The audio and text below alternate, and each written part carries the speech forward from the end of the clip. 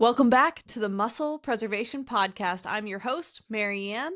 I'm a coach, a lifter, a jujitsu practitioner, and someone who has learned the lesson we're going to talk about today the hard way. Honestly, more times than I'd like to admit. But today's episode, it might feel a little bit uncomfortable. It might feel a little spicy. You might leave here and say, oof, that was a hot take.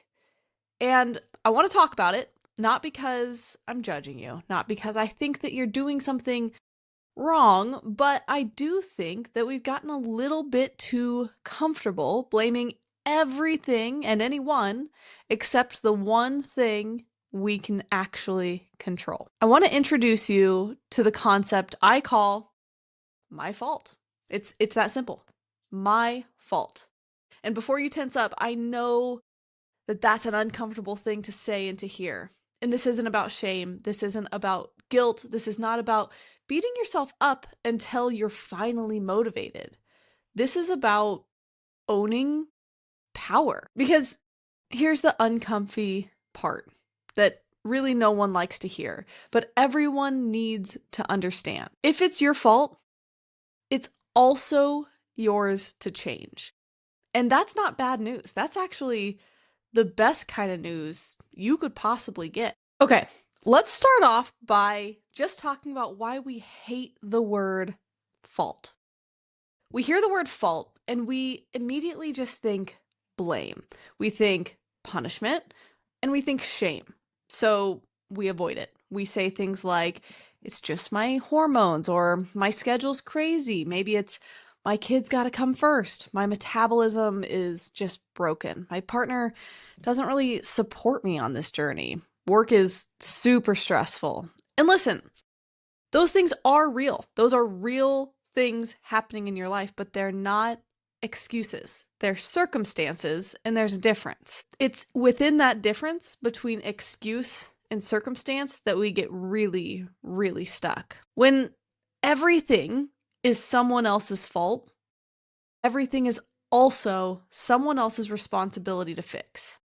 And that leaves you powerless. Powerless. You're giving all your power away to other people. I really want you to let that land for a minute.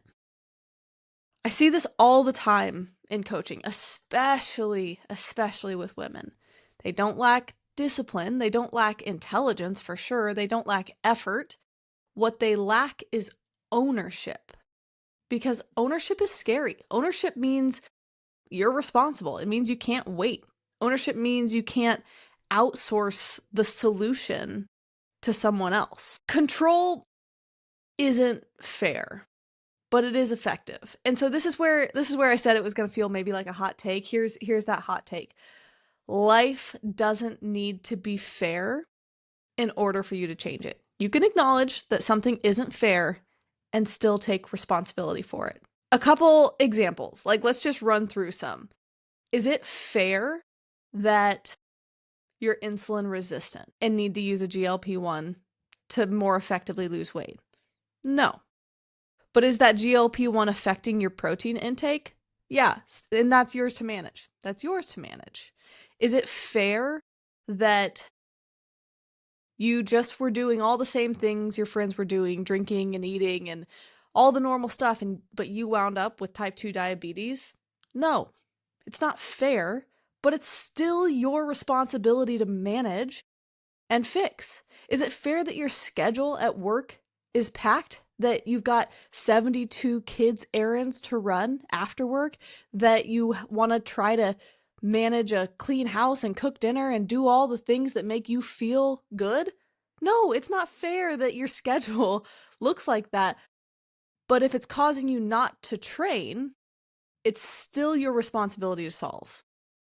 Is it fair that you didn't learn this health stuff earlier in life? You didn't learn how to lift. You didn't learn that protein was important. You didn't learn how to eat unprocessed foods or how to cook. No, that's not fair. It's not fair. But now that you know better, you have to act on it. Fault doesn't mean you caused the problem. Fault means you're the one who can do something about it. I'm going to say that again because it's so important. Fault doesn't mean you caused the problem. Fault means you're the one who can do something about it. You can do something about it. You have the power here. And it's important that we identify why blame feels safe. It feels safe because it protects your identity, or at least you feel like it's protecting your identity. If it's not your fault, then you don't have to risk failing. You don't have to change your habits. You don't have to confront what you're avoiding. But it also keeps you stuck. When it comes to our health, and that's what I do, I coach women on health and fitness journeys. I see women who are incredibly capable every single day, but they're waiting for motivation. I see it, I hear it every single day. I'm just not motivated to start yet. They're waiting for better timing. I'm so busy. I can't fit this into my life right now. They're waiting for a less stressful environment. They're waiting until they have more energy. I'm just exhausted. Someone else needs to go first, right? Someone else. And none of that is coming, is what you need to know. The only thing that moves your life forward is ownership. Not perfection, not intensity, but ownership. Let's talk about what the concept my fault actually means. And I want to be really, really clear about what I mean by saying the my fault concept. It doesn't mean you're broken. It doesn't mean you're lazy. You shouldn't be ashamed. It means you're going to stop negotiating with reality. You're going to start recognizing what's real and what's perceived. You're going to stop waiting to feel ready. You stop outsourcing responsibility for your outcomes. No one will care as much about your outcomes as you do. Period. Ever.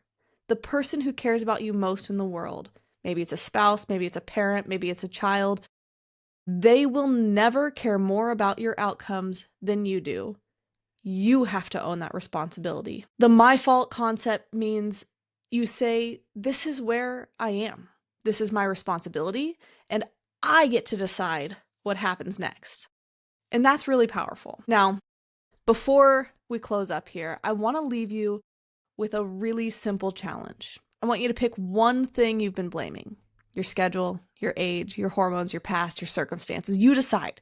You pick. And instead of asking, whose fault is this that I'm in this circumstance, that I have this circumstance? Ask instead, what part of this is mine to control? Not all of it, just your part. What part is yours to control? Because when you take ownership, you take your power back.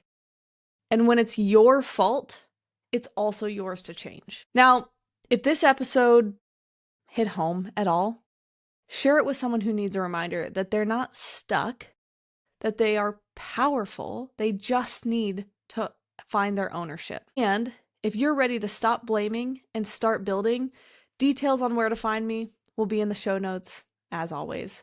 I appreciate you guys taking some time to spend in your day with me, and I will catch you on the next episode of the Muscle Preservation Podcast.